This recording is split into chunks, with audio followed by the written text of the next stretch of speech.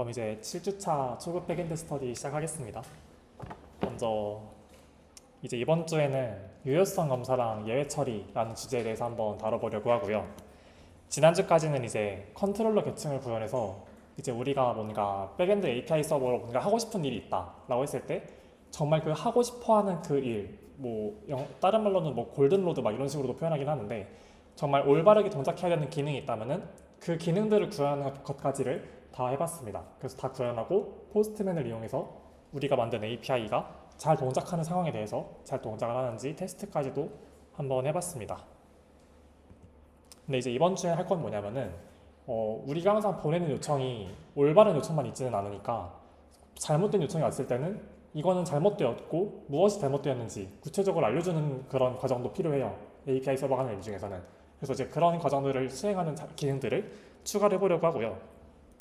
그리고 이제 잘못된 데이터라고 했을 때 그 잘못된 데이터가 형식 자체가 잘못되어가지고 뭔가 서버에서 인식을 할 수 없는 데이터일 수도 있고 아니면 형식은 맞는데 뭐 예를 들면은 멤버 아이디인데 숫자 형태로 올바르게 데이터는 들어왔어요. 근데 그게 존재하지 않는 멤버 아이디라든가 이제 그런 식으로 뭔가 형식 자체는 올바른데 의미적으로는 이제 의미가 없는 데이터일 수도 있는 거죠. 이제 그런 식으로 이제 각종의 이런 데이터들에 대해서 유효성을 검증하고 유효성을 검증을 통과했는데 데이터 자체가 뭔가 의미가 없는 데이터라면은 아니면 정책이 맞지 않는 데이터라면은 또 그거에 맞는 예외가 발생할 테니까 이제 그런 여러 가지 예외 상황에 대해서 그거에 맞는 이제 응답들을 보여줄 필요성이 생기게 됩니다. 그래서 그런 부분들을 한번 구현을 해볼 거고 그 다음에 우리가 지금까지는 예외에 대한 메시지가 상황이 발생했을 때 그런 예외 메시지를 다 문자열로 이렇게 직접 일일이 타이핑을 했는데 그렇게 하지 말고 조금 더 깔끔하게 유지보수하기 좋은 방식으로 리팩토링까지 한번 해보려고 합니다. 그래서 먼저 유효성 검사에 대해서 먼저 해보려고 하는데요. 유효성 검사 뭐 아시는 분들은 아실 것 같은데 지금까지 그래서 아까 말씀드린 것처럼 지금까지 만든 API 서버는 의도한 요청에 대해서만 처리를 하고 있지만 실제로는 의도하지 않는 요청이 들어올 때도 많기 때문에 이제 이거에 대해서 지금 내가 받고 있는 데이터가 정해진 형식에 맞는 데이터인지 검증하는 과정이 필요하고요. 그래서 한 가지 예시를 들면은 이런 부분이 있을 수 있어요. 지금 현재 제가 투두 데이터 테이블을 만들 때 그 투두 할 일을 입력할 수 있는 컨텐츠의 길이를 최대 200자로 제한을 걸어놨었어요. 엔티티를 설계를 할 때. 근데 만약에 그냥 우리가 임의대로 이렇게 막 데이터 보내보다가 200보다 긴 문자를 요청을 한번 보내본다고 해볼게요. 그냥 한번 직접 해볼게요. 그 혹시 지금 여기 앞에 있는 1811이 출석 번호니까 이거 입력해 주시면 돼요. 바로 한번 지금 이 코드가 지난주까지 작성했던 코드거든요. 그래서 그냥 이거 바로 실행해가지고 한번 돌려볼게요. 과연 200보다 긴 문자를 넣으면 어떻게 되는지. 이거 제가 한번 테스트를 이렇게 막 해봤거든요. 이 콘텐트 막 엄청 복사해가 많이 해가지고 이렇게 딱 봐도 200자 넘어 보이죠? 그래서 이거 한번 실행을 해보면요. 이렇게 지금 보이는구나. 이렇게 지금 500 에러가 뜨면서 인터널 서버 에러 이런 식으로 떠요. 그래서 200보다 긴 문자 요청이 들어온다면은 이렇게 우리 스프링 어플리케이션 상에서는 지금 이거는 존재하지 않은 멤버입니다 라는 에러가 지금 먼저 뜨고 있기는 하는데요. 만약에 멤버를 넣고 해볼게요. 그러면은 이거는 이제 노션에서 노션이래 오늘 올려드린 스터디 공지사항에 이거 SQL이랑 뭐 이런 거 제가 다 그대로 넣어놨거든요. 그래서 이거 복사 붙여넣기 해가지고 직접 실행을 해보실 수도 있고요.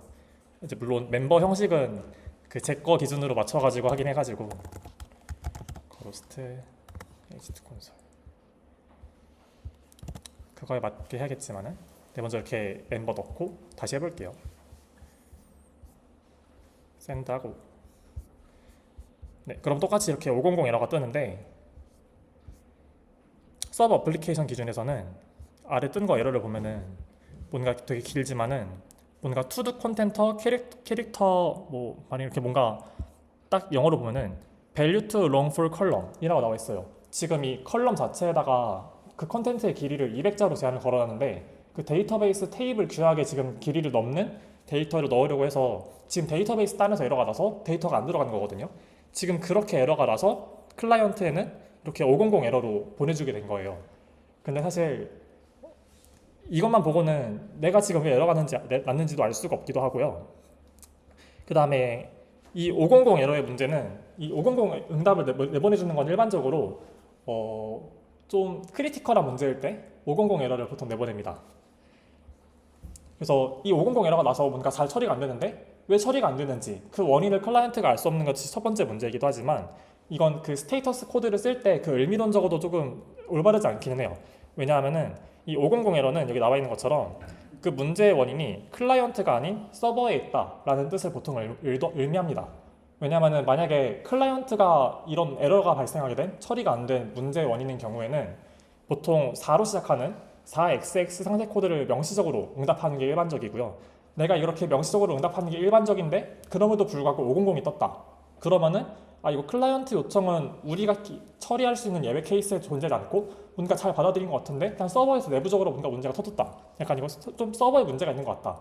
이제 이럴 때 500이 뜨는 거라서 근데 지금 우리가 이 문제의 발생 원인을 살펴보면은 사실 서버에 문제가 있는 게 아니라 사용자가 정책에 위반한 데이터를 요청을 했기 때문에 문제가 발생한 거잖아요.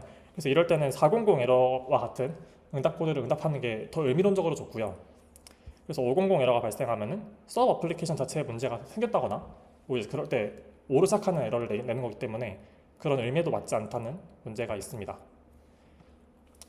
그리고 지금 길이가 200자가 넘었다라는 문제 때문에 이런 에러가 발생을 했는데 길이가 사실 200을 넘었다라는 거는 데이터베이스에 요청을 보내기 전에 어플리케이션 단에서 그 길이를 체크를 한다거나 하는 식으로 충분히 어플리케이션 내에서 처리를 해가지고 응답을 내보낼 수 있음에도 데이터베이스까지 그거를 보냈다가 데이터베이스가 터지는 오류를 받아가지고 그거에 대해서 예의를 내보내고 있잖아요. 그래서 이런 식으로 어플리케이션에서 충분히 처리할 수 있는 로직임에도 데이터베이스까지 그걸 요청을 보냈다가 받고 이렇게 응답하는 그런 추가적인 과정을 거쳐야 되기 때문에 시간과 자원을 낭비하는 문제도 발생합니다. 그래서 이 유효성 검사라는 것에 대한 중요성이 이제 그래서 어플리케이션 단에서 필요하게 되는데 이 유효성 검사는 결과적으로 요청으로 들어오는 데이터가 올바른 형식인지 검사하는 것을 말하고요. 그래서 스프링에서는 일반적으로 데이터를 받아들이는 DTO에서 유효성을 검사합니다. 그리고 유효성 검사는 일반적으로 형식만 검사해요. 그래서 예를 들어서 멤버 아이디 형식이 지금 숫자 형식인데 이게 정말 숫자 형식인지까지만 유효성을 DTO에서 검사를 해주고 그 멤버 아이디가 정말로 실제로 존재하는 멤버 아이디인지 그런 것들은 이제 서비스에서 검사를 해주는 거죠. DTO는 최소한의 적어도 이런 형식은 맞춰야 된다라고 하는 그런 형식들을 지켜줄 수 있도록 그런 제약을 체크해줍니다. 그래서 한번 유효성 검사하는 기능들을 구현을 해볼게요. 여기 스터디 공지에서 제가 여기 위에다가 스터디 참고자료 쪽에다가 뭐 이렇게 이거 코드를 한 줄 넣었는데요. 이게 이제 빌드.그레들에다가 추가할 의존성이고요. 그래서 빌드.그레들에다가 올려드린 그거를 추가를 해주시고 그 유효성을 검사할 때 이 이 발리데이션 이 제공하는 그런 어노테이션을 써야 되거든요. 그래서 이런 의존성이 필요하고요. 이렇게 의존성이 변경된 다음에는 꼭 여기 새로 고친 버튼 누르셔가지고 변경 내용 로드를 해주셔야 적용이 됩니다. 이걸 안 하시면 이제 어노테이션을 막 찾을 수 없다고 뜨고 그래가지고 꼭 리로드 해주셔야 되고 이렇게 리로드를 한 다음에는 이제 본격적으로 한번 유효성 검사를 시켜볼게요. 먼저 제가 첫 번째로 지금 유효성 검사하려고 하는 거는 앞에서 본 것처럼 이렇게 콘텐트 길이를 초과하는 요청을 보냈을 때 그게 데이터베이스까지 갔다가 오는 게 아니라 DTO에서 바로 검증할 수 있도록 하려고 먼저 합니다. 그러면 저 데이터가 지금 우리가 요청을 보냈을 때 그 데이터를 받는 DTO는 이 to the create request라고 하는 DTO겠죠. 그럼 이제 이 DTO에서 이 데이터에 대해서 어떤 제약 조건이 있어야 되는지 어떤 형태를 가져야 되는지 여러 가지들을 명시할 수 있어요. 그 중에서 이제 데이터의 길이를 명시할 수 있는 제약을 걸 수 있는 어노테이션이 length라고 하는 어노테이션이 있습니다. 여기서 우리는 뭐 사실 최소 길이도 정해주면 좋겠지만은 일단 최대 길이가 200이다 라는 것만 여기서 이렇게 정해줄게요. 그러면은 이 DTO로 들어오는 데이터는 최대 길이가 200을 넘는 순간 이 DTO 단에서 알아서 에러를 내보내고 클라이언트한테 뭔가 응답을 내보내요. 그래서 데이터베이스까지 그 요청이 왔다 갔다 하지 않습니다. 이거 하는 김에 한 번 더 해보자면은 여기 밑에 것도 해보자면은 이 멤버 아이디라고 하는 데이터 같은 경우에는 우리가 투두 할 일을 생성하려면은 이 멤버 아이디가 반드시 뭔가 존재하는 값이어야겠죠. 만약에 사용자가 이 멤버 아이디를 빼고 요청을 보낸다? 그러면 그것도 잘못된 요청이겠죠. 그래서 이 멤버 아이디 필드가 절대로 비어 있으면 안 된다. 널이면 안 된다. 라는 제약 조건을 걸어주기 위해서 not null이라고 하는 제약 조건도 한번 걸어보겠습니다. 지금 이 어노테이션들 보시면은 다 여기 이렇게 자카르타의 뭐 발리데이션의 constraints라고 하는 패키지에 들어있는 어노테이션들이고요. 이것들을 사용하려면 이제 모두 아까 말씀드렸던 빌드.grid를 그리드를 추가했던 그 유존성을 추가를 해줘야 사용할 수 있습니다. 이제 여기에서는 그 DTO에서는 내가 어떤 제약 조건을 걸어줄 것인지, 어떤 제약 조건을 검사할 것인지를 이제 여기다가 명시를 해놓는다면은 실제로 여기 걸어져 있는 그 제약 조건대로 유효성을 검사해라고 지시한 어노테이션이 있어요. 그건 이제 컨트롤러에서 여기 이 to the create request 여기가 사용되는 부분 있죠? 여기 앞에다가 valid라고 하는 어노테이션이 있습니다. 이제 이것까지 걸어주시고 나면은 이 valid 어노테이션은 이 to the create request에 대해서 유효성을 검사해라. 검사할 때 어떤 걸 검사할 거냐? 타고 들어가 보면은 랭스 길이가 맥스 200인지 그 다음에 여기가 난널인지 이런 것들을 검사해라 라고 이제 지시를 하게 되는 거예요. 그래서 아까 보여드린 그 valid 어노테이션이랑 이 랭스 난널 이렇게 두 가지를 모두 다 걸어주셔야 이제 유효성 검사를 하게 됩니다. 이렇게 하고 나서 다시 어플리케이션을 실행해 볼게요. 어플리케이션을 다시 실행하고 이 요청을 다시 보내볼게요. 샌드 하면은 그러면 이번엔 아까 맨 처음에는 500 인터널 서버 에러가 떴는데 지금은 400 배드 리퀘스트라고 하는 새로운 에러로 바뀌었습니다. 그래서 구체적으로 어떤 것이 잘못된 리퀘스트인지는 모르겠으나 적어도 서버 문제가 아니라 이 4로 시작하는 거는 클라이언트 너가 요청을 잘못 보냈어 라는 뜻이거든요. 그래서 유효성 검사에 실패한 걸 보니까 일단 클라이언트가 보낸 데이터 형식 자체에 뭔가 문제가 있다 라고 인지를 해서 기본적으로 이렇게 400 에러를 보내줍니다. 사실 이것만으로 정보가 충분하지 않긴 하지만 그래도 500 스테이터스 코드를 내보내는 것보다는 조금 더 정확한 의미로 스테이터스 코드가 바뀐 것을 알 수 있습니다. 네, 그래서 이렇게 유효성 검사하는 제약 조건이랑 이 제약 조건대로 유효성을 체크해라 라고 하는 이 밸리드 노테이션에 대해서 소개를 드렸고요. 다시 PPT로 돌아오면은 그래서 이렇게 DTO 클래스에다가 제약사항과 에러 메시지를 명시할 수 있습니다. 제가 에러 메시지를 빼먹었는데 네, 이렇게 이 랭스랑 난널 이제 이런 제약 조건을 거는 어노테이션에는 이 제약 조건이 위배되었을 때 어떤 에러 메시지를 내보낼 것인지 또 함께 표시해 줄 수 있어요. 해볼까요? 그래서 만약에 이 맥스 200이라는 제약 조건을 걸었는데 이 제약 조건을 안 지켰다 라고 한다면은 그때 이제 어떤 에러 메시지를 보여줄 건지를 이렇게 적을 수 있어요. 뭐 콘텐트의 길이는 200자를 넘을 수 없습니다. 뭐 이런 식으로 이제 에러 메시지를 내보내는 거죠. 여기도 이렇게 메시지라고 하는 옵션을 주고 속성을 주고 이제 여기에다가 뭐 멤버 아이디는 반드시 포함해야 합니다. 뭐 이런 식으로 에러 메시지는 자기가 자유롭게 적으면 되겠죠. 딱 이 에러 메시지를 받는 그 클라이언트 입장에서 아 이렇게 보면은 충분히 이해할 수 있겠다 싶을 정도로 그냥 자기 나름껏 적어주시면 되고요.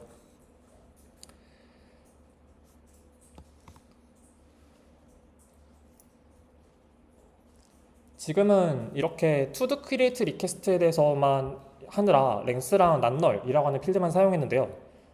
이제 여기 보시면은 뭐 min, max, 난널, not blank, 이메일 사이즈 이런 식으로 여러 가지 제약 조건들을 명시할 수 있고요.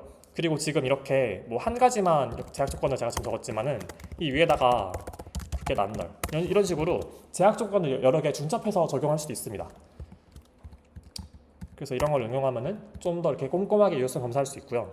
그래서 내가 만약에 유효성 검사를 할 건데 지금 이 멤버 아이디는 롱 타입인데 뭐 만약에 숫자 타입의 데이터가 오는지 확인하고 싶다. 막 그럴 때도 이제 제약 조건을 걸 수 있고 좀 더 복잡한 걸 막 하고 싶다라고 하면은 제가 알기로는 아마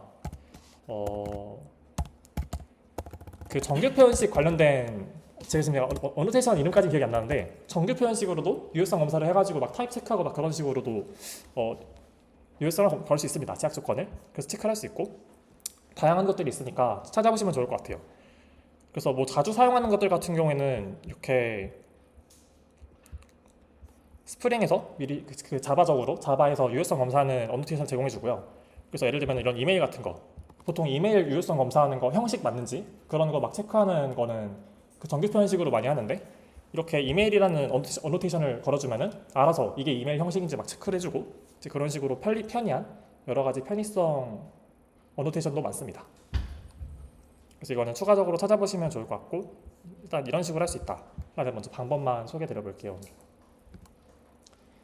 그래서 이렇게 어떤 것을 체크할 것인지를 정했다면은 보시는 것처럼 컨트롤러 단에서는 그 매개 변수 앞에다가, 매개 변수로 받는 그 타입 앞에다가 밸리드라는 어노테이션을 사용해서 이 DTO에 적용된 제약 조건을 검사하도록 명시할 수 있고요. 그래서 이렇게 API 호출 결과까지 확인을 해봤습니다. 그래서 이렇게 400 에러가 클라이언트를 받았는데, 어플리케이션 그 실행하는 거 내부적으로 들어가 보시면은 이렇게 쭉쭉쭉 이렇게 옆으로 넘기시다 보면은 네, 이렇게 길이가 0에서 204여야 합니다. 이제 이런 식으로 에러 메시지가 들어오는 것을 알 수 있고요. 아마 이거 제가 수정한 다음에 이거 실행 안 시켜가지고 지금 에러 메시지가 다르게 보이는 걸 텐데, 그래서 PPT에 보시는 것처럼 내가 그 메시지에다 명시한 그 에러 메시지가 여기 이렇게 디폴트 메시지 이쪽에 담기는 것을 볼 수 있습니다. 근데 이제 이거는 클라이언트가 볼 수 있는 건 아니고 우리가 서버에서 로그로만 볼 수 있는 거죠. 그래서 이제 그 문제를 한번 해결해 볼게요. 그 서버 로그로만 확인하는 게 아니라 실제로 클라이언트도 이런 에러 메시지들을 체크를 해서 내가 지금 보낸 요청에서 어떤 것이 문제였는지를 알 수 있도록 만들어 볼게요. 이제 그걸 위해서 이제 예외 처리라는 걸 해야 되는데요. 그래서 지금 PPT에서 보시는 것처럼 현재 서버에서는 에러가 발생했을 때 이게 리스폰스 바디의 전부거든요. 그래서 이것만으로는 에러가 발생한 원인을 알 수 없습니다. 배드 리퀘스트라는데, 잘못된 요청이라는데 무엇이 잘못되었는지는 모르는 거죠.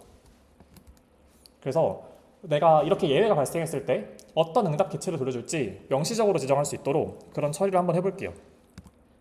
그래서 그걸 하기 위해서 이제 한번 글로벌 익셉션 핸들러라고 하는 새로운 클래스를 한번 만들어 볼 건데요.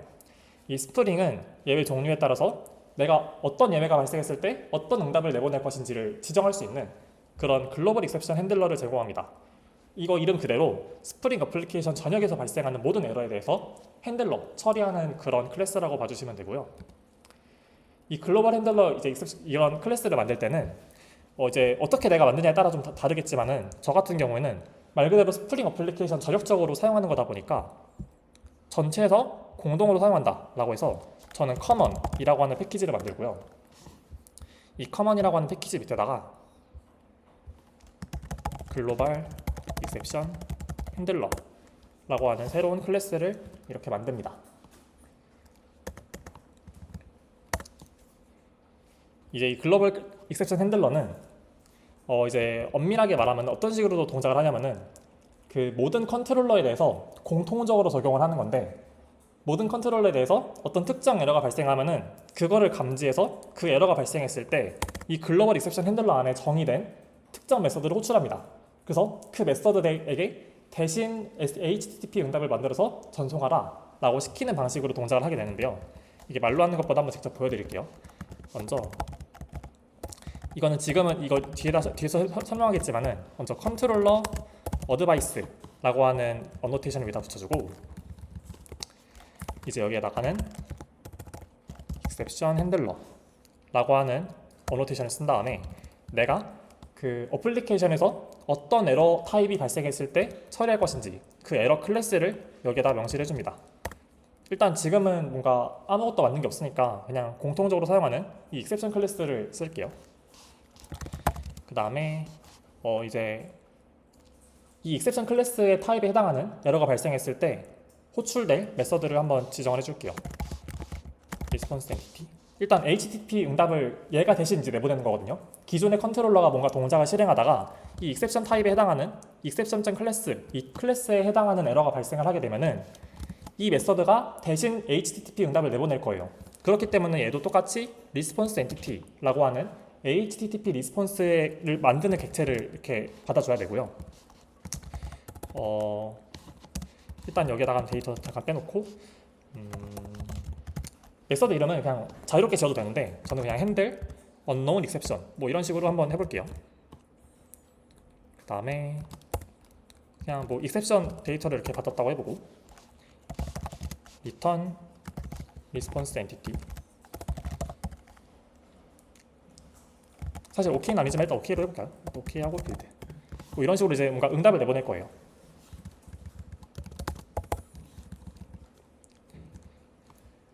이제 보통 에러가 발생을 했을 때는 이게 무슨 에러인지 그 에러 메시지를 보통 응답에다가 내보내주는 게 일반적이잖아요. 그래서 그렇게 에러 메시지를 받아가지고 내보낼 수 있도록 그 에러가 발생했을 때 응답하는 전용 리스폰스 DTO를 따로 만들어줄게요.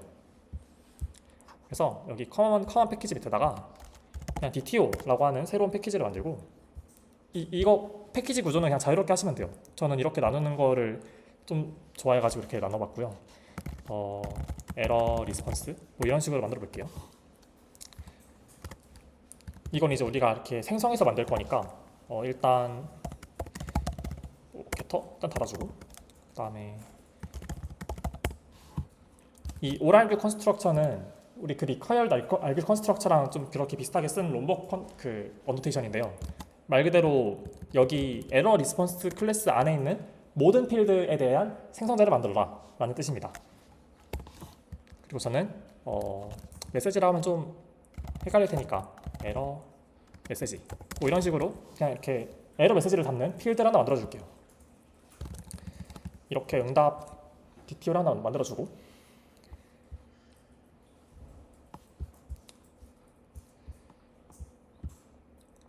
네, 이런 식으로 만들어 주고, 그 다음에 이제 이 리스폰스 엔티티는 그걸 응답하는 거죠. 에러 메시지, 에러 리스폰스. 이 에러 리스폰스 타입의 데이터를 응답하도록 할 거고, 원래 여기 리스폰스 엔티티에서 이 OK 이 부분은 그 HTTP 스테이터스 코드에서 그 스테이터스 코드의 이름 200 OK에 해당하는 OK라서 이렇게 쓰면은 200의 스테이터스 코드를 갖는 HTTP 리스폰스를 응답하겠다라는 뜻이었거든요. 근데 지금 이거는 에러가 발생한 거잖아요. 그래서 그 에러에 맞는 스테이터스 코드를 담도록 리스폰스 객체를 만들어줘야 되는데, 저는 이렇게 익셉션 클래스에 대한 에러가 발생했을 때는 알 수 없는 에러를 처리하는 거잖아요. 그래서 이때는 뭔가 서버에 우리가 모르는 에러가 발생했다, 우리가 정의하지 않은 뭔가 알 수 없는 에러가 발생했다 라는 걸 명시하기 위해서 500 에러를 똑같이 내주려고 해요. 아까 500 에러에 대한 그 이름이 인터널 서버 에러였거든요. 그래서 이렇게 인터널 서버 에러라고 하는 타입의 데이터를 응답하도록 하려고 하고요. 그 다음에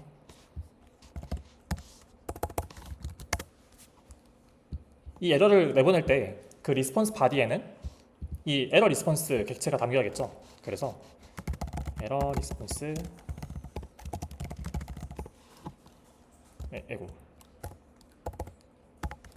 에러 리스폰스 객체를 새로 만들 건데, 이 안에 내부적으로는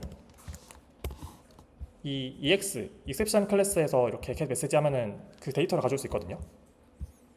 그거를 가져와 주시면 되고, 지금 이게 에러가 뜨는 거는 이 에러 리스폰스가 똑같은 이름에 다른 게 있어서 그래요. 그래서 제가 만든 걸로 새로 임포트를 해줄게요. 그래서 지우고 에러 리스폰스, 여기 이 스프링 프레임워크 웹이 아니라 제가 만든 거 이걸로 이렇게 임포트를 해주면은 에러가 사라집니다. 이제 이렇게 해주시면은 뭔가 이제 서버 내에서 알 수 없는 에러가 발생했을 때는 이런 500 에러를 내도록 전역적으로 핸들링을 할 수 있습니다.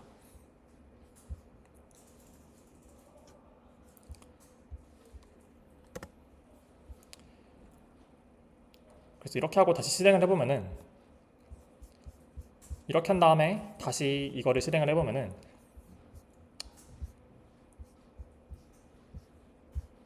네, 지금 보시는 것처럼 500 인터널 서버 에러가 발생을 했고요.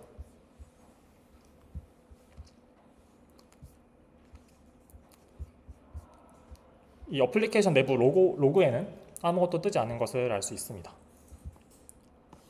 지금 에러 메시지가 안 담겼는데 제가 깜빡하고 이 에러 리스폰스를 여기 안 담았네요. 빌드할 때 이렇게 해고, 아마 여기였나? 저도 이 API 사용하는 방법은 좀 헷갈려가지고 이렇게 바디라고 하는 걸로 해가지고 HTTP 바디로 담아주시면 되고,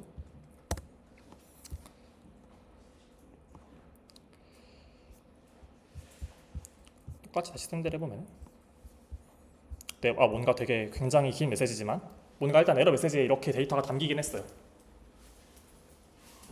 근데 일단 아까 말씀드렸다시피 이렇게 유효성 검사에 실패했을 때는 그 배드 리퀘스트 에러가 발생하는 게 맞다고 했잖아요.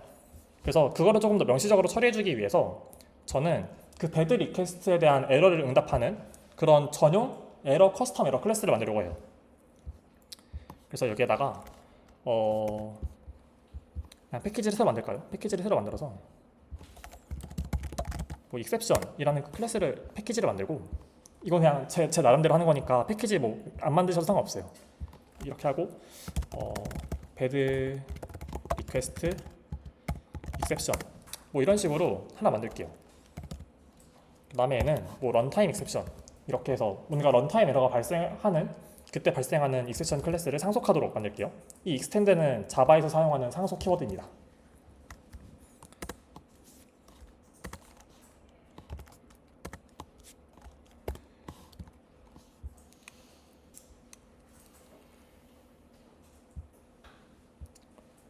그래서 지금 뭐 보시는 것처럼 뭐 이 exception 클래스를 생성할 때 여기에 담을 에러 메시지를 이렇게 지정을 해주면은 그거를 그대로 이렇게 런타임 exception 타입을 상속하는 그 상속자를 상속 생성자로 호출을 해가지고 뭔가 이렇게 객체를 만들어주고요.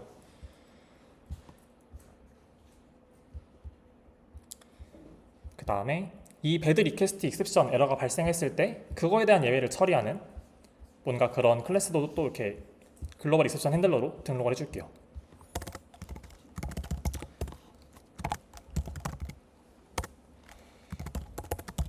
bed request exception class.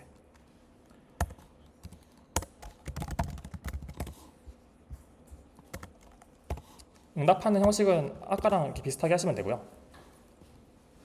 아까랑 차이점이 있다면은 똑같이 에러 리스폰스 객체를 만들어가지고 응답을 해주는 건 똑같은데 응답하는 타입이 여기 bed request로 해서 이제 400 에러로 응답하게끔 만들고 있고요.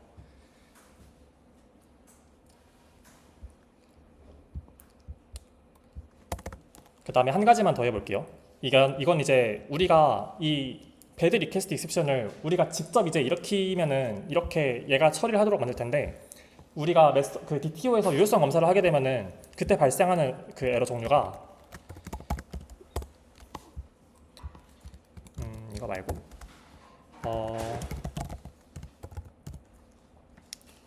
메소드 아규먼트 not valid exception 이라고 하는 거를 보통 에러를 일으켜요. 그 DTO에서 유효성 검사에 실패했을 때는. 그래서 그거에 대한 에러 핸들링 쪽을 이런 식으로 처리를 해주겠습니다. 저는 이렇게 뭔가 AI가 뭔가 이렇게 좀 해줘가지고 이렇게 슥슥슥 만들어졌는데, 이걸 조금 보기 좋게 풀어보면은 그 아까 여기 리스폰스 보시면은 지금 이게 뭔가 굉장히 이렇게 엄청 길고 복잡하게 나왔잖아요. 근데 여기 마지막에 보시면은 이 디폴트 메시지라고 하는 이 부분에 콘텐트의 길이는 200자를 넘을 수 없습니다 라고 하는 메시지가 있거든요. 이 부분만 따로 가져오려고 하는 거예요. 그걸 가져오는 코드가 이 코드고요. 그래서 먼저 exception에서 이거를 string message 이런 식으로 가져와 보면요,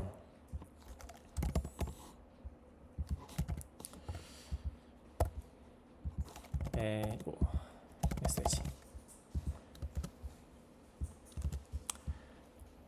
이 에러가 발생하면은 그 에러 객체에서 뭔가 바인딩 리절트를 가져오고 거기에 담겨있는 모든 에러를 가져온 다음에 그 중에서 첫 번째 에러를 꺼내서 그걸 메시지로 가져와라 라고 하는 이렇게 뭔가 메서드들의 연쇄적인 호출이 일어나게 되고, 그러면은 지금 여기 자세히 보시면은 이 디폴트 메시지에 그 리스트 타입으로 들어가 있어요. 데이터가 콘텐트의 길이는 200자를 넘을 수 없습니다 라고 하는 이게 그 리스트 형태로 여러 개의 메시지가 유효성 검사 실패 메시지가 들어갈 수 있거든요.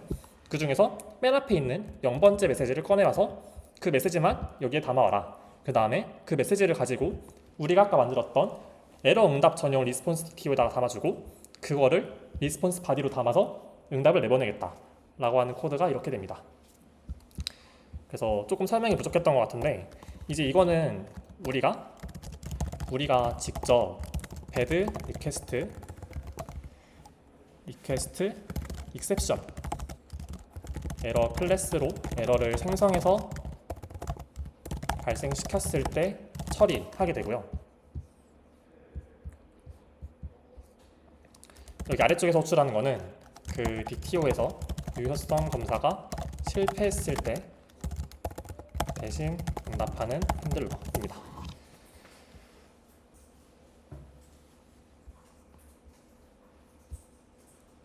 왜냐면은 DTU에서 유효성 검사가 실패했을 때는 우리가 만든 이런 커스텀 에러가 발생하는 게 아니라 그 내부적으로 메소드 아규먼트 not valid exception이라는 게 발생을 해가지고 그래요. 그래서 이렇게 한 다음에 다시 실행을 해보면요.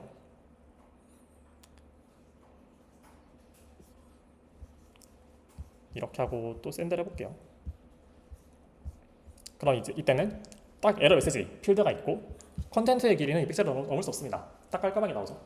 그러면은 이 요청을 이 API를 사용하는 프론트엔드나 뭐 모바일이나 어쨌든 이런 API를 사용하는 클라이언트 입장에서는 내가 뭔가 딱 요청을 보냈는데 딱 이런 에러 메시지를 받았어요.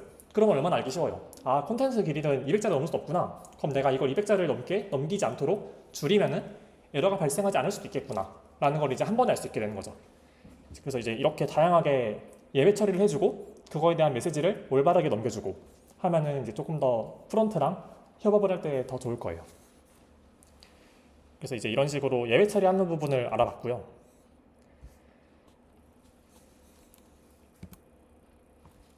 그래서 이 에러 리스폰스라고 하는 그 에러 메시지를 응답하는 전용 DTO를 만들어가지고 이렇게 만들어줬습니다. 내가 만약에 이런 에러 메시지 말고 다른 정보도 넘기고 싶다라고 하면은 얼마든지 자유롭게 추가해서 넘길 수 있습니다. 그리고 이렇게 글로벌 익셉션 핸들러 클래스를 작성을 했는데요. 일단 뭔지 모르겠지만 이 컨트롤러 어드바이스라는 거를 달아줬었고 클래스에다가 그 다음에 뭐 익셉션 핸들러 뭐 이런 어노테이션도 붙였었고요. 그 다음에 뭐 저는 이거를 익스텐드를 안 하긴 했지만 여기서는 리스폰스 엔티티 익셉션 핸들러 뭐 이런 것도 익스텐드를 했네요. 근데 전 안 했는데 잘 되긴 했었죠. 이게 아마 이 컨트롤러 어드바이스만 붙이면은 잘 되긴 해요. 그래서 일단 먼저 이 컨트롤러 어드바이스에 대한 부분은 제가 뒤에서 설명을 할 거고, 먼저 이 익셉션 핸들러라는 어노테이션은 우리가 컨트롤러에다가 뭐 리퀘스트 매핑 이런 거 달아줬던 거랑 똑같아요. 이 익셉션 클래스에 해당하는 에러가 발생하게 되면은 그때는 이 메소드가 호출이 되어서 얘가 대신 HTTP 응답을 만들어 가지고 내보내도록 시키는 거죠. 혹시 잘 이해되시나요? 그래서 스프링 어플리케이션에서 에러가 발생하면은 해당 에러 타입에 대한 핸들러가 기존의 컨트롤러 대신에 리스폰스 바디를 생성해서 응답을 하는 용도로 이제 글로벌 익셉션 핸들러를 사용을 하고요. 에러 클래스를 매칭할 때는 상속 관계에 따라서 올라가면서 매칭이 돼요. 근데 이제 보통 그 익셉션 클래스는 모든 에러 클래스의 이제 부모 클래스이기 때문에 내가 뭔가 처리하지 못한 에러가 발생했다? 그러면은 최소한 이 익셉션 클래스에 대한 부분에서는 반드시 걸립니다. 그래가지고 이 익셉션 클래스가 그런 핸들러를 처리하게 되니까 그때는 이제 내가 알지 못하는 뭔가 에러가 발생했다 라고 해가지고 이렇게 인터널 서버 에러를 발생시키게 되고요. 그래서 내가 만약에 뭐 그 베리 리퀘스트 익셉션 뭔가 커스텀으로 만들었는데 얘가 만약에 그 익셉션 클래스 상속하고 있었다. 근데 내가 만약에 이거에 대한 예외 처리 안 했다. 글로벌 익셉션 핸들러에서.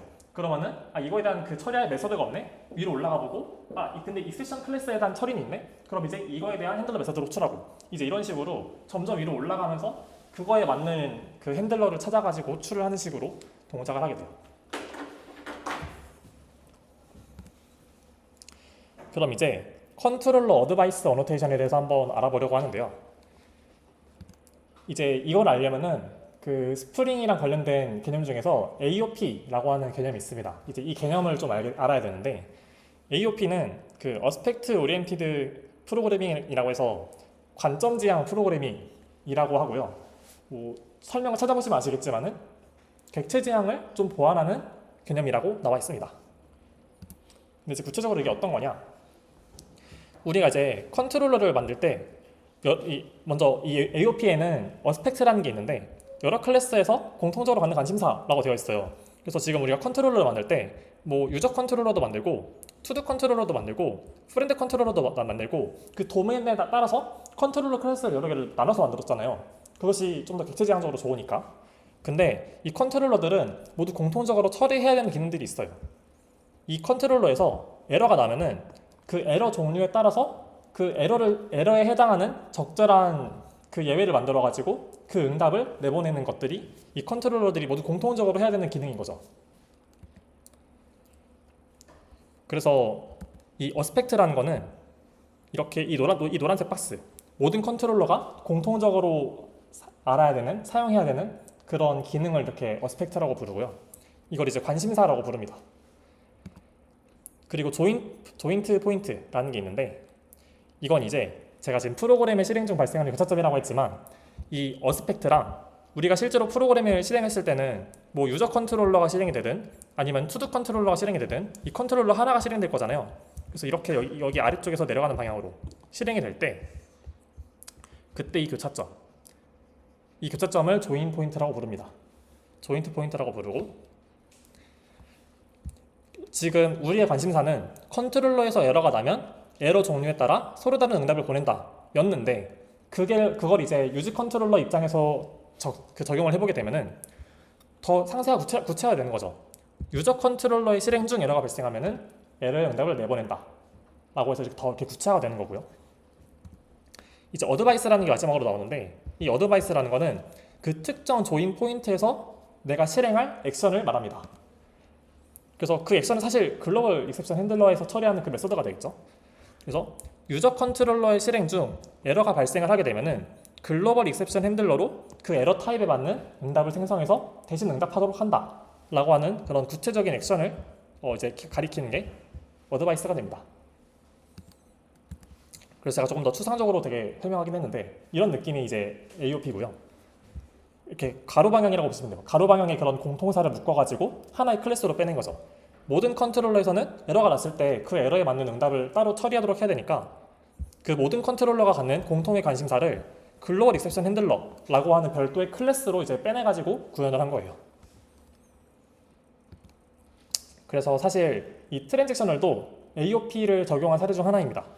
우리가 이 트랜잭셔널을 걸게 되면은 자동으로 트랜잭션의 시작, 그 다음에 커밋, 에러가 발생했을 때는 롤백, 이걸 자동으로 처리하도록 만들잖아요. 모든 그 메서드에 대해서, 이 트랜지션을 붙여준 모든 메서드에 대해서 그것도 이렇게 똑같이 AOP가 적용이 되어서 서비스 메서드 앞에다가는 트랜지션을 시작하는 부분, 코드, 이런 것들이 공통적으로 적용이 되고, 그 다음에 서비스 메서드의 끝에는 서비스 메서드 종료 시에 트랜지션을 커밋하는 코드, 그 다음에 여기 지금 PPT에는 표현을 안 했지만은 에러가 발생했을 때는 롤백하는 코드까지, 이거는 이제 모든 서비스 메서드의 공통 관심사니까 그 관심사를 분리해가지고 스프링 프레임워크와 별도로 구현해놓고, 그 구현해놓은 기능들을 가져다 쓸 때 이제 이 트랜지셔널 어노테이션을 사용해가지고 가져다 쓰는 느낌인 거죠. 그래서 여기까지가 AOP에 대한 개념 설명이었고요. 이 부분은 이제 그 김영환 강사님의 스프링 무료 강의에 AOP 강의가 마지막에 섹션이 있거든요. 그래서 그런 거 한번 보셔도 좋을 것 같아요. 공짜 강의니까 지금도 보실 수 있거든요. 그래서 그런 거 좀 설명 자세하게 읽어보셔도 좋을 것 같습니다. 저는 조금 이렇게 쉽게 하려고 되게 얕게 설명하긴 했어요. 그 다음에 이제 커스텀 예외 처리 부분이 있는데, 이 부분은 사실 이미 했어요. 제가 뭐 이렇게 배드 리퀘스트 익셉션 만들면서 이렇게 만들었거든요. 이렇게 만들었고,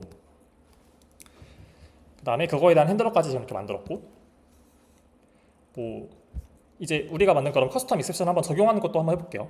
지금 배드 리퀘스트 익셉션에 대해서는 따로 적용을 안 했잖아요. 그래서 어떻게 적용할 거냐면은 예시를 들면 그래요. 예를 들어서 이렇게 투두 서비스에 있을 때 지금 뭐 존재하지 않는 멤버입니다, 막 이런 거 있잖아요. 할 일 생성을 해볼까요? 할 일 생성해서 지금은 존재하지 않는 멤버일 때 그냥 익셉션 클래스를 내보내고 있는데, 그냥 이거 말고 배드 리퀘스트 익셉션, 우리가 만든 거, 이런 에러 타입을 이제 내보내도록 하는 거예요. 그러면은 이 에러가 발생했을 때는 자연스럽게, 원래 그냥 익셉션이었으면 500 에러를 그 500 스테이터스 코드의 응답을 내보냈겠지만은, 이 에러 클래스를 가지고 에러를 만들어서 응답을 발생시키게 되면은 글로벌 익셉션 핸들러는 이 에러가 발생했을 때 딱 잡아가지고 400 스테이터스 코드를 가는 응답을 내보내게 되겠죠.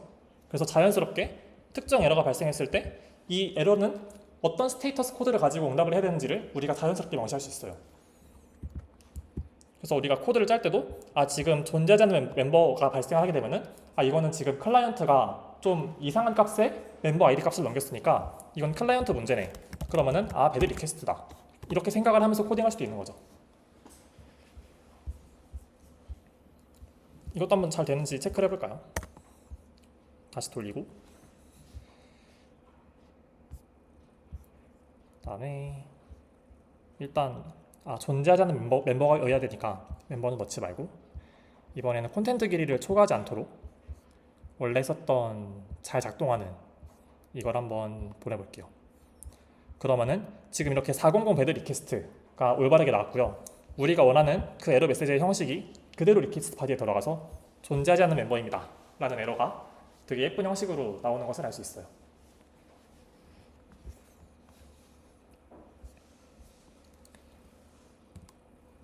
이제 마지막 주제는 에러 메시지 클래스인데요. 지금 이렇게 커스텀 예외 만드신 거는 이렇게 아래쪽에 익셉션 대신에 다 적용을 해주시면 돼요. 그래서 배드 리퀘스트 익셉션 이런 식으로 적용을 해주시면 되고, 이제 마지막으로 할 거는 이런 지금 에러 메시지들을 다 이렇게 스트링으로 직접 관리를 하고 있는데, 이거를 조금 더 유지보수하기 쉽게 리팩토링하는 과정을 한번 해보려고 해요. 먼저 내가 만약에 뭐 존재하지 않는 멤버입니다 라고 하는 그 메시지를 일단 왠지 모르겠는데 갑자기 회사에서 이제 우리 앞으로 개발할 때 멤버 대신에 유저라고 표현할 거야 라고 말하면은 이거를 하나 찾아가지고 멤버를 유저로 바꾸고, 여기도 아래 찾아가서 또 멤버를 유저로 바꾸고, 이런 걸 다 손으로 해야 되잖아요. 그 다음에 우리가 만약에 뭔가 새로운 그런 멤버 존재하지 않는 유저입니다 라는 에러를 발생시켜야 되는 상황이 왔다. 그러면 또 우리는 또 이렇게 손수 타이핑 해야 되는 거예요. throw new 배드 리퀘스트 익셉션 하면서 또 존재하지 않는 유저입니다. 이런 거를 다 이렇게 손수 타이핑을 해야 되는 거죠. 굉장히 이제 개발할 때도 불편하고 유지보수할 때도 많이 불편해요. 그래서 이런 여러 가지 에러 메시지들을 하나의 클래스에서 모두 공통적으로 관리를 하려고 하는데요. 이것도 이제 스프링 어플리케이션 전역적으로 사용하는 공통 에러 메시지니까 커먼 클래스 밑에다가 새로 패키지를 만들고, 저는 뭐 메시지라고 하는 패키지를 만들게요. 그 다음에 그 밑에다가 새로 만들기로 해서 뭐 에러 메시지 뭐 이런 클래스를 만들어주고, 이건 이제 그냥 뭐 순수 에러 클래스 그 자바 클래스니까 이렇게 놔둘 거고요. 저는 어떻게 할 거냐면은 public static final string, 그 다음에 member not exist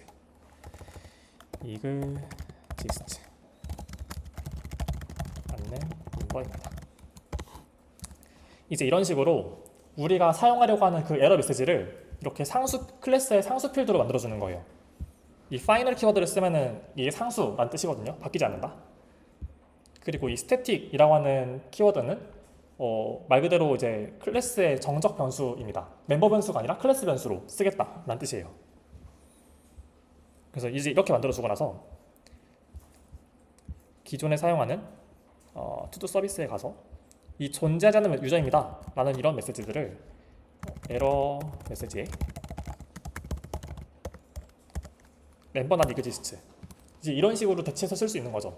그러면은 딱 코드를 읽어봤을 때도 한눈에 멤버 not exist 에러를 지금 그런 메시지를 발생시키려고 하는구나 라는 걸 알 수 있고요.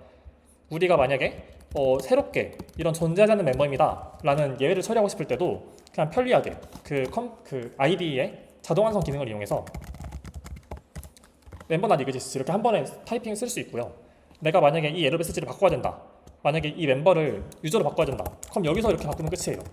되게 유지보수하기도 쉽고 코드를 쓸 때도 간편하고 코드를 읽는 입장에서도 더 간단하겠죠. 멤버입니다. 그 다음에 에러 메시지의 그 형식에도 통일성을 주는데 좀 도움이 됩니다. 그리고 이렇게 하면 그래서 유지보수하는데 여러 가지 장점이 있고요. 그래서 뭐 이렇게 할 일을 생성한 유저만 수정할 수 있습니다. 존재하지 않는 할 일입니다. 이제 이런 것들도 다 이렇게 메시지 클래스로 빼가지고 관리하면 좋을 것 같고 관리하면 더 좋겠죠. 그 다음에 이렇게 했을 때 더 좋은 점이 또 하나가 있는데요. 이렇게 상수로 관리할 때는 뭐 예를 들면은 지금 이렇게 우리가 DTO에서 이런 유효성 검사하는 메시지를 썼잖아요. 이제 이런 것들도 상수 클래스에서 관리할 수 있어요. 컨트롤 C에서 에러 메시지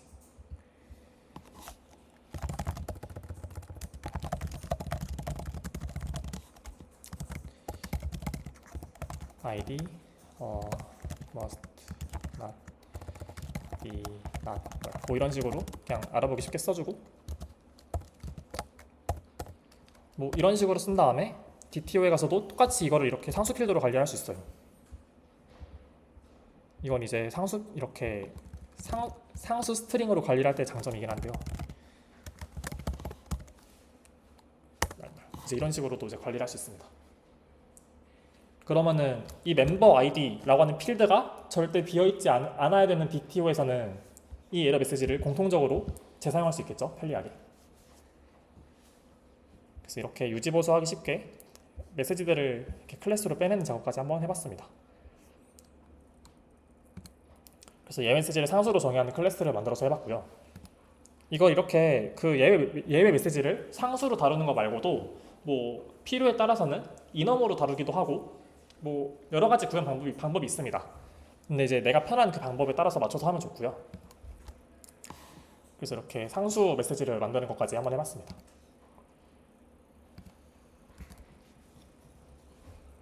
그리고 DTO에 작성한 에러 메시지도 이렇게 상수로 적용할 수 있고요. 다만 여기 같은 경우에는 이 메시지 그 필드에다가는 꼭 스트링만 넣을 수 있거든요. 그래서 내가 만약에 이넘으로 구현을 했다라고 한다면 여기에 이넘은 못 씁니다. 그런 문제가 있긴 한데 이렇게 상수 스트링으로 관리를 할 때는 DTO 클래스에다가도 에러 메시지를 상수로 관리할 수 있다는 그런 장점이 있어요. 일단 여기까지가 해서 7주차 내용이 다 끝이 났고요. 오늘 내용은 좀 거의 리팩토링 위주긴 했는데 괜찮으셨나요? 혹시 어려우신 점 없으셨나요? 그래서 이제 이걸로 스프링 개발 다 끝났어요. 저희 다음 주에는 배포할 거거든요.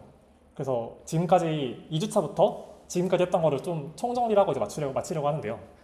1주차부터 할게요. 그러면 이제 1주차 했던 게 그 저희 막 HTTP 얘기하고 프론트랑 백엔드 얘기하면서 막 백엔드의 역할 같은 걸 얘기를 했었어요.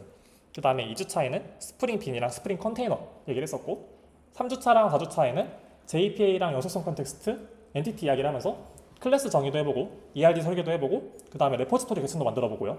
그 다음에 4주차? 5주차? 그때 스터디에는 이제 레포지토리 서비스 컨트롤러 계층까지 해가지고 지난주 스터디까지 해서 이렇게 만들어봤었고 이제 오늘 한 게 DTO랑 예외 처리까지 해봤습니다. 엄밀하게는 이제 유효성 검사랑 예외 처리까지 해봤습니다. 그래서 뭐 백엔드 역할 정리해보면은 뭐 클라이언트가 요청하는 데이터에 대해서 뭔가 CRUD 요청해줘 이러면은 알았어 너가 요청한 대로 처리해줄게 요청 대신 처리해주는 역할을 하는 게 백엔드 역할이었고요. 그 요청을 처리했으면은 그 결과를 HTTP 응답으로 이렇게 내보내주는 것이 백엔드의 역할이었습니다. 이때 이제 클라이언트랑 백엔드가 소통하는 방법이 API였고 그 소통하는 규칙으로는 HTTP라고 하는 규칙을 따라서 이렇게 소통을 한다고 했었고요. 그 다음에 스프링 컨테이너랑 스프링 빈 이야기를 했었는데 이제 스프링 빈은 이 스프링 어플리케이션 전체에서 공유하는 공용 객체 느낌이었고요. 스프링 컨테이너는 그런 스프링 빈을 저장하는 공용 공간의 느낌이었습니다. 그리고 스프링 빈들은 특정 빈의 기능에 의존해가지고 자기의 기능을 수행하기도 하는데 그런 것들을 가리켜서 의존성이라고 했었고 이런 의존성, 내가 의존하는 스프링 빈들을 스프링 프레임워크에 의존해서 이렇게 대신 주입받는 것을 의존성 주입이라고 했었습니다. 그래서 뭐 주요 빈 생성 방법이랑 주입 방법에는 뭐 컴포넌트 스캔, 그 다음에 행성자 주입, 필드 주입 이런 게 있었다라고 이야기를 했었고요. JPA에 대한 이야기를 하면서 이제 자바 어플리케이션이 데이터베이스랑 어떻게 소통을 하는지 데이터베이스가 주고받는 그 데이터의 형식과 자바가 다루는 그 객체의 형식은 서로 다른데 그것들을 어떻게 매핑을 해가지고 다룰 것인지에 대한 거를 얘기를 하면서 이 JPA라는 도구를 소개를 했었고요. 그래서 이거는 이제 자바 어플리케이션이 데이터베이스와 데이터를 주고받는 표준 기술이 JPA다 라고 했었습니다. 그래서 이건 순수한 자바의 기술이고 뭐 영속성 컨텍스트라는 얘기를 하면서 이런 데이터의 변경 사항을 보관하는 중간 공간이다 라고 얘기를 했었고 이 자바 어플리케이션과 데이터베이스가 주고받는 데이터의 기본 단위는 엔티티다. 그리고 이제 이런 엔티티를 주고받는 거를 대신 해주는 애가 엔티티 매니저다 라는 이야기를 했었습니다. 스프링 어플리케이션을 개발하면서는 이 스프링 어플리케이션의 구조가 크게 컨트롤러 서비스 레포지토리의 구조로 되어 있었고 이제 레포지토리에서는 데이터베이스랑 소통하는 거, 서비스에서는 비즈니스 로직 처리하는 거, 컨트롤러는 이렇게 요청을 받아들이고 유효성도 검사를 해주고 응답까지 내보내주고 하는 직접적으로 클라이언트랑 소통하는 계층이 컨트롤러 계층이었습니다. 그리고 이 각각의 계층들은 모두 그냥 하나의 객체로만 만들어서 수행을 하면 되기 때문에 모두 스프링 빈으로 등록을 해주고 의존성을 주입했고요. 마지막으로 유효성 검사랑 예외 처리는 뭐 이렇게 밸리데이션 관련 어노테이션들을 활용해가지고 뭐 포맷이나 이런 길이라든가 아니면 뭐 정규 표현식 이런 것들을 활용해가지고 데이터의 형식을 검사하는 게 유효성 검사였고 뭐 유효성 검사에 실패했거나 아니면 비즈니스 로직적으로 우리가 발생하려고 하는 그런 커스텀 예외가 발생했을 때 그런 예외에 맞게 그런 HTTP 응답을 발생시켜가지고 돌려주는 용도로 글로벌 익셉션 핸들러라는 클래스를 활용했고요. 그 다음에 이 글로벌 익셉션 핸들러를 사용하려면은 모든 컨트롤러 클래스에 공통적으로 적용이 되어야 되기 때문에 그럼 그것들은 이제 컨트롤러 클래스들의 공통 관심사인 거잖아요. 그래서 관점지향 프로그래밍을 적용해서 이 컨트롤러 어드바이스라는 어노테이션을 활용해가지고 적용까지 해봤습니다. 그래서 여기까지가 지금까지 한 내용이었고요. 이제 이거는 그냥 추시연으로 해본 건데 이제 여러분들은 다 배우셨으니까 이제 스프링으로 프로젝트 하실 수 있거든요. 충분히.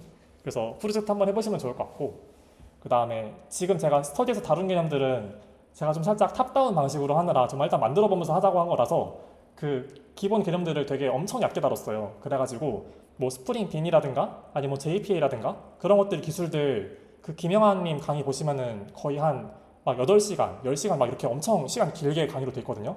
근데 그 정도로 지금 깊게 못 다루니까 되게 얇게 다룬 거라서 나중에 시간 되실 때 인포런 강의 같은 거 보시면서 이 개념들 좀 깊게 공부해 보시면 좋을 것 같고 그 다음에 지금 제가 이렇게 스프링으로 구현한 거는 사실 제가 했던 방식이고 제가 했던 방식이 사실 정답은 아니에요. 다른 사람들 코드 읽어보시고 하시면은 되게 여러 가지 구현 방법들이 있거든요. 그래서 그런 것들 찾아보시고 여기는 이렇게 구현을 했네. 이 구현 방식은 어떤 장점이 있지? 내가 하는 방식은 어떤 장점이 있지? 이런 것들을 꼭 비교해 보시고 고민하고 한번 왜 이렇게 했을까 그런 이유를 생각해 보시면서 공부를 해보시면 좋을 것 같습니다. 개인적으로 제가 좀 많이 도움이 됐던 거는 그 우아한 테크 코스 아시나요? 거기에서 이제 프로젝트를 진행하는데 그 프로젝트들이 깃허브에 다 온라인으로 공개가 되어 있어요. 그래서 그런 우테코 프로젝트들 한번 소스 코드 다 들어가 보셔서 읽어보시면은 되게 도움이 많이 됩니다. 저도 거기에서 되게 많이 배웠었어요. 그래서 그런 다른 사람 프로젝트 코드들 한번 읽어보시면서 여러 가지 고민해보시면 좋을 것 같고 이것들은 그냥 예시입니다. 뭐 서비스 계층 우리 이렇게 항상 나눴는데 항상 필요할까? 사실 김영환님 말씀으로는 이거 필요에 따라서는 필요 없다 막 이렇게 말하시거든요. 프로젝트에 따라서는. 그래서 항상 우리가 만든 대로 컨트롤러 서비스 레포지토리 이렇게 딱 외우기보다는 서비스가 왜 필요할까? 항상 필요할까? 약간 이런 이유들을 고민하면서 공부를 해보시면 좋지 않을까 싶어서 이렇게 한번 소개를 해봤습니다. 그래서 다음 주에는 이제 드디어 우리가 만든 거 프로젝트 배포를 해볼 거고요. 원래는 이 AWS랑 도커 같은 걸 사용해가지고 배포하는 게 일반적인 방법이기는 하지만 이 AWS랑 도커만 가지고도 뭔가 이렇게 공부를 하려면은 또 이제 엄청나게 오랜 시간이 걸리기 때문에 좀 이 시간의 한계상으로 좀 간단하게 배포하는 방법으로 소개를 하려고 하고요. 근데 이제 방법만 단순했을 뿐 그 실제로 근본적으로 배포를 어떻게 하는지 배포하는 원리라고 해야 되나? 그런 것들은 이제 공통적으로 적용이 되기 때문에 최대한 그런 원리 위주로 좀 소개를 드리려고 합니다. 조금 빠르게 진행했던 것 같은데요. 그래서 이번 주 과제는 그 과제 명세 참고해서 유효성 검증 추가해 보시고 이 글로벌 익셉션 핸들러 만드셔가지고 에러도 처리해 보시고 정말 그 에러대로 잘 응답이 나오는지 포스트맨으로 테스트해 보시는 것까지가 과제입니다. 그래서 명세 이렇게 참고해 주시면 되고 이번 주 스터디는 조금 빠르게 한 것 같은데 여기서 마치도록 하겠습니다. 모두 수고하셨습니다.